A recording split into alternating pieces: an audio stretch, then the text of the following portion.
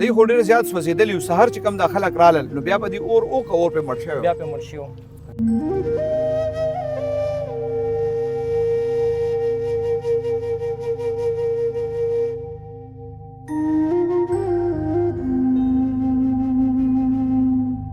نو 3 بجو پورې بجلی نه وه. دې چې کله لنګر ورشتې دی نو هغې نه بعد چې دې تار راښکو دغه دوران کې 3 بجو دوران کې دې باندې دا بجلی راغلی ده او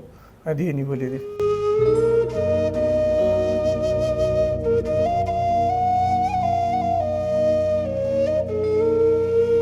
یا غزار لین چې کوم دی دا په ټولو دی وړو نو په دې وجه نه دې باندې بجلی راغلی ده کوم د سولر واپسې بجلی شوې یا جنریټر شوې ده نو هغې کې دې کرنټ لګېدلی دا دواړه په دې ټایم باندې مړه شوي دي.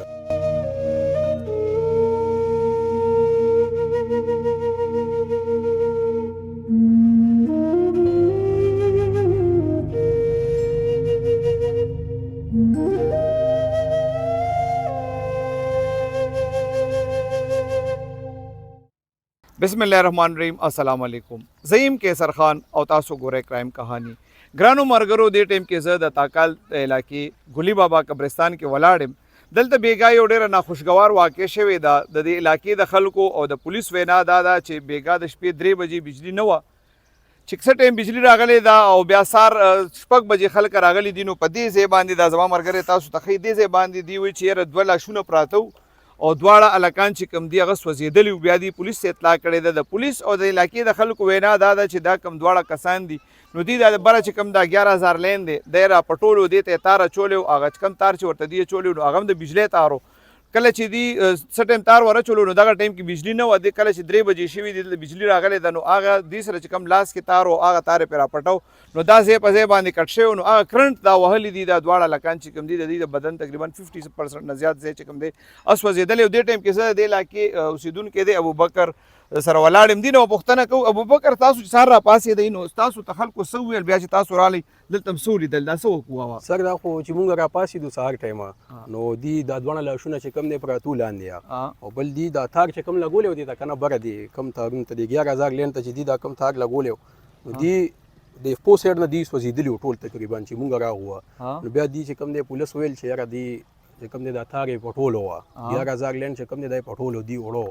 نو په دې وجې نه دې باندې بجلي راغلی ده کوم د سولر واپسې بجلي شوې یا جنریټر شوې ده نو هغې کې دي کرنټ لګېدلی دا دواړه په دې ټایم باندې مړه شوي دي. بیا خلکو چاته ووی 1122 والا راغلل پولیس والا راغلل چا یوړل 1122 والا راغله او پولیس والا هم راغلو نو هغې بیا 1122 والا ته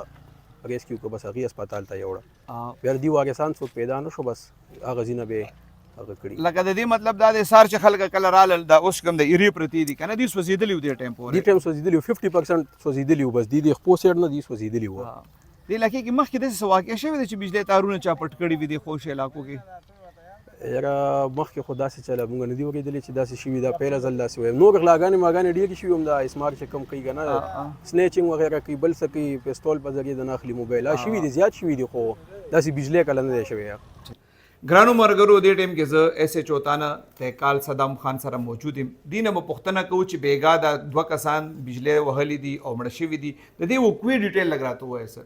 بسم الله الرحمن الرحیم. مهرباني کیسر بھائی مونږ ته سهار 5 بجې اطلاع موصول شوه تانې په نمبر باندې چې مونږ سره دلته ګلی بابا دی تاکال پایان کې هغې کې مونږ ته اطلاع ملو شوه چې یو 2 کسان دي بجلۍ تار دپاره کم 11,000 لین تیر شوی دی هغې شلولو دپاره هغې بجلۍ تار اچولی خو هغې نیولي دي او دلته مړه پراته دي. دا سهار 5 بجې 5:30 بجې زه اډیشنل سی او صاحب مونږ موقع له ورغلو چې هم کتل نو واقعي دا یو 2 کسان نامعلوم چې هغې سره جیب کې هېڅ قسم څه شناخت وغیره نو خو شکل نه داسې معلومېدل چې دا نشیان دي. نو مونږ هغه ټایم دا روچت کړل اسپتال ته مو رسول. جی د علاقې خلکو تاسو چې کله ورسېدئ ای څه وی چېرې دوی څه طریقه کار کړی و هلته څه داسې ثبوت پروت و؟ کیسر بھائی دی داسې کړي چې مخکې یو لرګي کې ربلیټ اچولی و په هغې باندې دوی کوشش کړی دی خو هغه چې دا 11,000 لین چې دا 11,000 لین وشلو خو په هغې باندې نه دي شوي. دې سره دې خوا یو مسجد دی او جنازګاه ده نو هلته د مولانا صاحب یو تار پروت و هغې راغشتی دی د بجلۍ تار پروت و هغې راغشتی دی هغه همداسې نه ور رسېدو نو یو سپوټ یې راغشتی دی د عام پلو چې مونږ کوم په اوږه باندې اچو دغه یې راغشتی دی هغې کې کاڼي اچولي دي لنګر یې ته جوړ کړی دی ورشتی دی ورله خو دې چې څنګه راښکلې دي چونکې هغه تار کمزور و نو ټول بربنډ شوی دی دې دوران کې په دې باندې بجلي راغلی ده نو دغه دوران کې دي کلي خلکو وی چې دې بجلي نیولې دي. ها بیا د دې شناخت څنګه وشو چې دا څوک و د دې ورساس وي نمونه د دې څو د کم ځای شناخت ادي داسې وشو چې په سوشل میډیا باندې مونږ دې تصویران شیر کړل نو مختلف ګروپونه کې تصویران چې مونږ کله شیر کړل نو هغې کې مونږ سره خلکو رابطې وساتلې چې دا د فلاني ځای دی فلاني ځای دی. مونږ سره د یو کس شناخت په مسیح الله جټي بالا جټي پایان دا چې کوم تختباز روډ تانه دودزی په حدودو کې دی هده تقریبا 36 سال عمر دی او دا 4 رونه دي غیر شادي شده هم دي دا د میخو سوداګرو او تقریبا 15 سال مخکې دی په نشو تماشو باندې روړېدلو نو د بیا کورم پرېښو تقریبا ورکوټ اختر نه پس دی کور ته نه رتلی څو پیر دی پولیس نیولې دی اسپیټال کې جمع کړی دی خو دی بیا خپل کور ته نه رتلی تقریبا کور والا سره چې مونږ خبرې وکړي نو هغه چې ورکوټ اختر نه پس دی راوته دی مونږ جیل کې ورکړو خو د جیل نه مونږ ته د اطلاع ملو شوی و چې میاشتې ونیمه مخکې دی جیل راوته خو کور ته نو راغلی. داسې دا بل چې کوم الک دی د اجاز نوم دی 15 شپږ رونه دي داسې دا بل الک چې دی اجاز دا هم د دواړه ملګري دي د وځو علاقې کې اوسېږي تقریبا د 25 سال عمر دی او شپږ رونه دي دا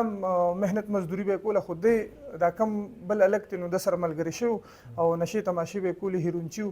بار دی به کور ته د وجې نه تلل چې دی به څنګه کور ته لاړل نو دی به هسپتال کې جمع کول ادي د وجې به دی بار کور ته نه تلل تقریبا دا دواړه د اختر نه پس چې د کور راوتی دي بیا کور ته نه تللی. صدام خان تاسو کله مقیله تللی وی کنه نو دی چې دا ټایم کې د بجلی د تار پټو دی ټایم کې بجلی وای یا نه و بیا به راغلی د بجلی نه تقریبا 3 بجې دا چې 12 بجې لاړ شي نو بیا 1 بجې راشي چې 1 بجې لاړ شي نو بیا 3 بجې راځي نو 3 بجو پورې بجلی نه و دي چې کله لنګر ورشته دي نو هغې نه بعد چې دی تار راخکو دغه دوران کې 3 بجو دوران کې دی باندې د بجلی راغلی دو دی نیولې دي دی کې اوس قانوني سکار به چې دی س اف ای آر بکیږي یا دریافت بکیږي د دې څه طریقه کاری چونکې دا خو په خپل یو غلطي کوله په هغې باندې مړه دي چا وجلې نه دي نو دې کې مونږ انشاءالله 174 دریافت دپاره مونږ تانیدار ته ویلي دي 174 دریافت په دې کې شروع دی پوسټمارټم رپورټ راشي ورسو ته دواړه لاشونه حواله کړل. باید دلته د بجلی چې کم کسان بیګا وهلي او مړه دي تاسو څنګه د دې نه خبر شوئ څه ټایم راغلی وی دا څه چل تاسو لیدلی دی تاسو وایئ ټول مونږ د سهار مونږ نه پس راغلو دلته کې دی پراته وو مونږ دې قبرونو ته دعا کول اکثر د مشران ځي یو 2 مشرانو کتلي وو هغې نن پرونې و مړی شوی وو هغې تللي دعا ده نو هغې بیا مونږ ته وویل مونږ راغو شوم کته دواړه دلته کې پراته وو تارونه ترې ته وو او یو تار د بجلي تار په دې نورو تارونو باندې ځوړنده شوی وو او دې نه تارونه ته وو تار کټ شوی نور دې سوځېدلي وو مړه پراته وو دلته سهاره څونه بدن د دې سوځېدلی و تقریبا 50% د دې بدن سوځېدلی وو خلک چې رالل یا پولیس چې رالل څه وی چې دا څه شوي و دا دوی څه کول خلک چې راغه هم کته دلته کې د یو غټه ډاګه پرته وو هغې کې ربلیډ ورکړی وم هغې باندې مې کوشش کړی خو بس هغې نه مخکې دی دې تارونه هم نیولي وو بس تار یې پې ورچولي وو چېرته بل ځای نه تار راوړی وم خو هغې نیولي وو بس بجلی نیولي وو دلته کې بیا پراته وو سهار دواړه پراته وو دواړه ملګري بیا خلکو څه وکړل بس خلکو بیا پولیس والا ته اطلاع وکړه هغې تقریبا داسې ګنټه 2 پس هغې راغله بیا هغې اوچت کړه یو ایړه دوی خو ډېر زیات سوځېدلي وو سهار چې کم دا خلک رالل نو بیا به دوی اور پې مړ شوی بیا پې مړ شوي ځکه چې 3 بجې بجلی راځي او 4 بجې ځي او جمع تقریبا 4:30 بجې جمع دلته ودرېږي